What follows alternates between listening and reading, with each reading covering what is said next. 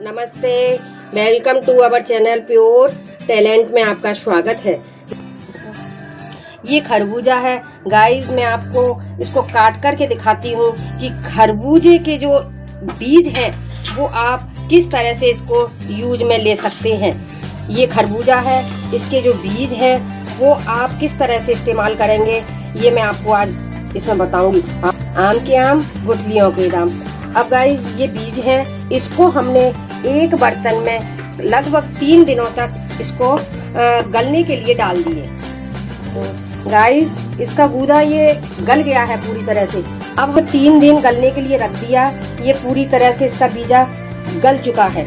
अब हमने इसको गाइस हमने इसको बीजे को एक चलनी में लिया और इसको धो लिए, धो करके साफ कर लिए, धो करके साफ हो गए। पूरे बीजे ये साफ हो करके एक कपड़े से हमने ना गाइस हमने ये बीजे पूरी तरह से इसको साफ कर दिए।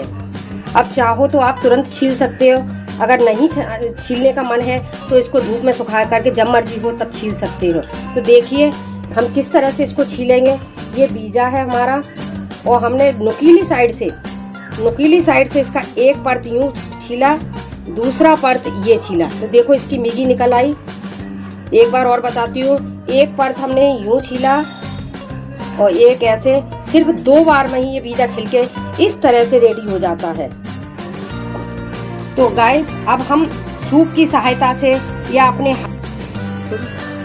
तो गाइस देखिए इस तरह से ये बीजा छिल करके हम ये रेडी कर लेते हैं।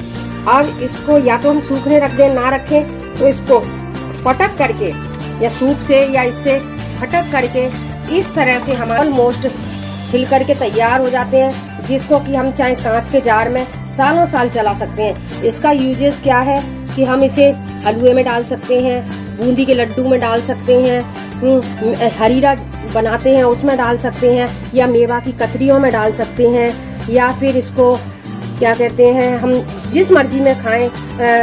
बुखार आ जाता है कई बार, हम ऐसे ही फ्राई करके खाएं, इसमें ऑयल नहीं लगता है तो बड़ा टेस्टी लगता है। अगर आप ये आम के आम गुठलियों के दाम अगर आप यूज करें तो आपको बहुत लाभ होगा। साथियों अगर आपको ये वीडियो अच्छी लगती है तो हमारी इस वीडियो को लाइक करें, सब्सक्राइब करें और हमारे इस चैनल को और आगे बढ़ाने के हमें प्रेरणा दें।